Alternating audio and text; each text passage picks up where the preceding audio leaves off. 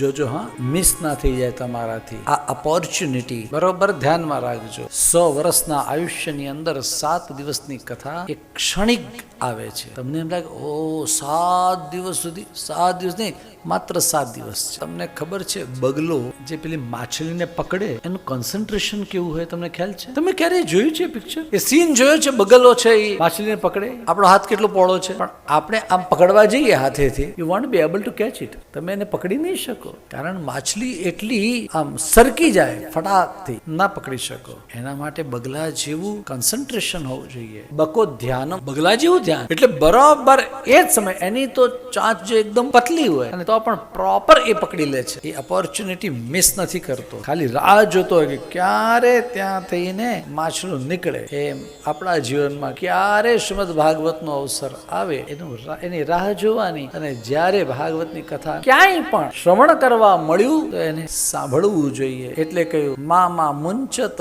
કરહિ ચિત. ક્યાંય પણ કથા ચાલતી હોય,